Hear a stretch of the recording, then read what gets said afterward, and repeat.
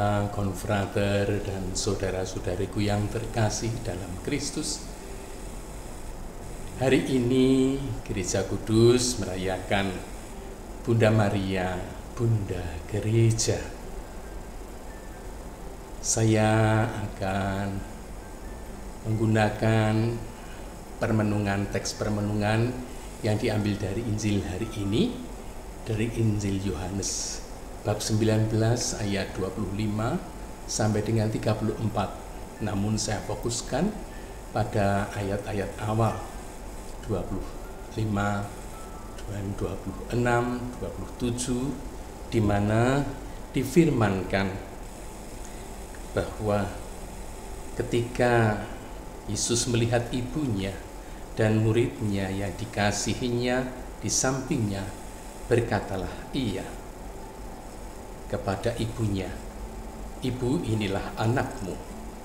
Kemudian katanya kepada muridnya, "Inilah ibumu."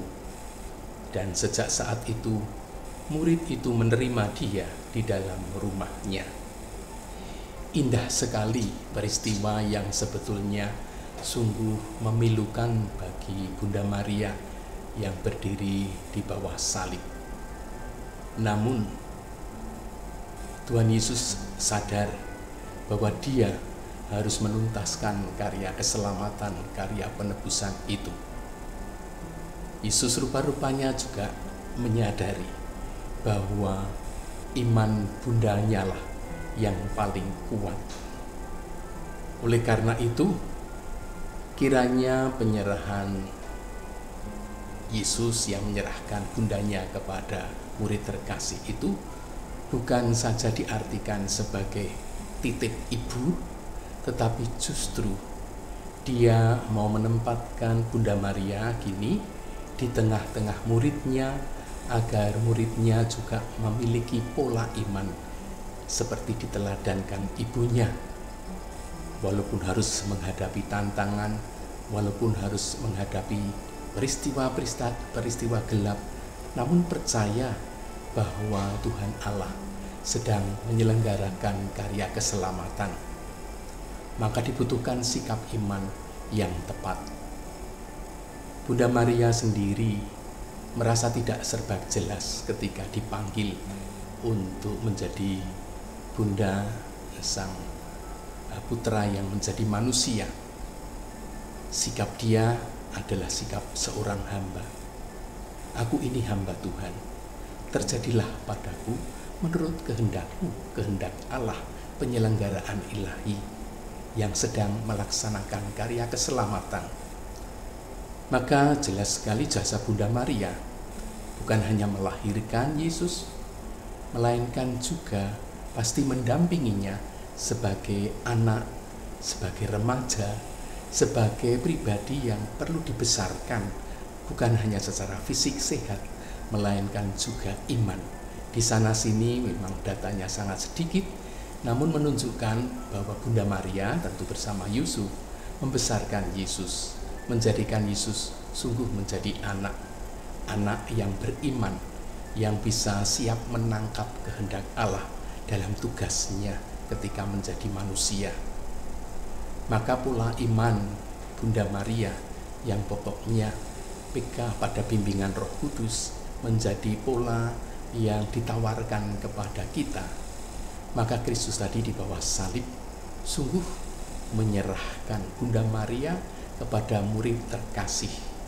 Murid terkasih kiranya bisa kita ganti dengan para murid kita semua yang diharapkan sungguh-sungguh menerima Bunda Maria, bukan untuk melindungi Bunda Maria sebagai ibu yang makin sepuh, tetapi justru sebagai tokoh iman yang membantu kita untuk bisa bersikap iman secara tepat walaupun menghadapi banyak tantangan.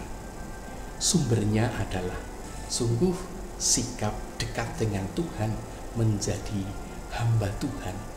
Hamba, kegembiraan seorang hamba hanyalah saat dia merasa bisa taat mengikuti kehendak tuannya. Demikian juga Bunda Maria selalu membimbing kita untuk taat setia kepada kehendak Tuhan. Nah, bagi kita kehendak Tuhan bisa kita peroleh terutama dengan mendalami firman-firman-Nya.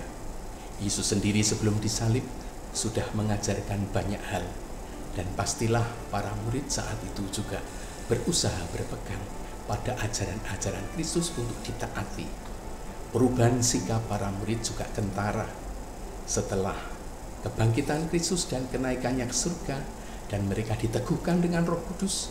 Mereka pun sungguh menjadi orang-orang yang beriman, bersaksi, mewartakan kebenaran dan kebaikan Tuhan lewat tutur kata dan cara hidup mereka. Mereka menghadapi aneka macam tantangan, harus melawan arus dan sebagainya. Nah, zaman kita, perjuangan semacam itu masih terus berlangsung. Kita bersyukur punya Bunda Maria, dan kita berharap bahwa dengan mendekati Bunda Maria, kita juga beroleh teladan dan bimbingan supaya kita bisa membaca tanda-tanda zaman, sehingga dengan penuh iman kita bisa bersaksi secara benar. Syukur kepada Allah bahwa Bunda Maria adalah Bunda Gereja. Oleh karena itu, saudara-saudari terkasih, marilah kita teruskan perjuangan hidup kita, dan kiranya berkat Tuhan yang Maha Kuasa selalu menyertai kita semua dalam nama Bapa dan Putra dan Roh Kudus. Amin.